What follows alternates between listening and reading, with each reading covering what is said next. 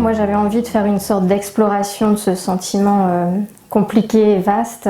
Je l'ai fait à travers 5 trajectoires, en suivant 5 trajectoires de personnages, pour pouvoir aborder le premier coup de foudre amoureux, tout aussi bien que une vie entière d'amour avec un vieux couple.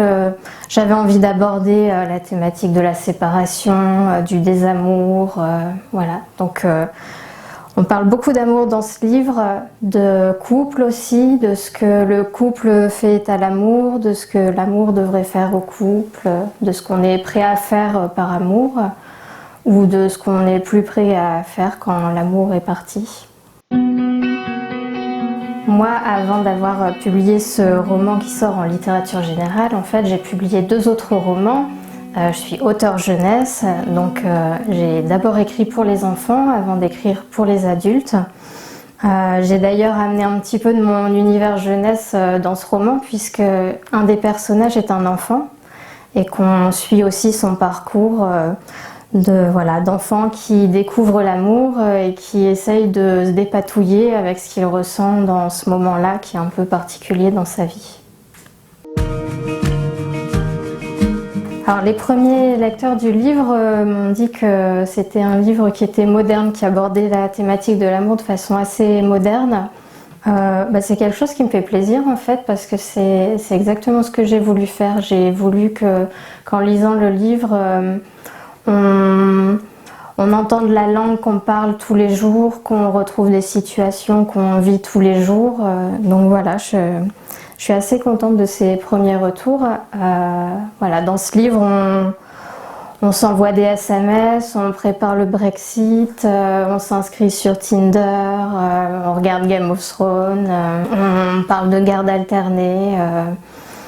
Voilà, on vit des choses de tous les jours, des choses assez actuelles en fait. Il y a 5 personnages et il y a plusieurs générations qui évoluent. On a donc un jeune enfant. On a une jeune adulte qui a une vingtaine d'années, des quarantenaires, un couple de seniors. Ce sont des parcours qui s'entrecroisent et qui se heurtent finalement au même constat qui est que l'amour est une chose compliquée, quel que soit l'âge, qu'on ait 10 ans, 20 ans, 40 ans ou 70 ans. Si l'amour doit vous faire chavirer, il vous fera chavirer. S'il doit vous mettre par terre, il vous mettra par terre tout autant, de la même façon, quel que soit l'âge que vous avez. Et dans ce roman, il y a aussi une histoire de transmission. Alors, il y a une transmission qui est bien matérielle, parce qu'il y a un appartement qui appartient à la famille et dans lequel chaque génération va vivre, un peu comme une tradition familiale.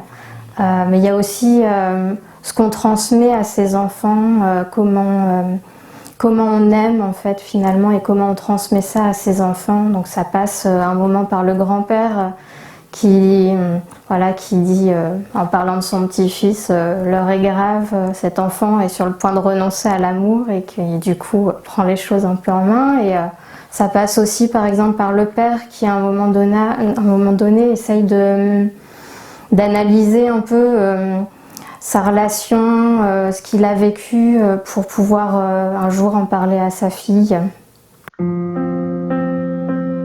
Alors ce livre est un roman choral. Ceci dit, quand on le commence, on peut être un peu intrigué par la forme parce qu'on a des courts chapitres qui s'enchaînent assez rapidement, qui passe d'un personnage à un autre sans vraiment prévenir, et donc on peut avoir l'impression que c'est un recueil de nouvelles.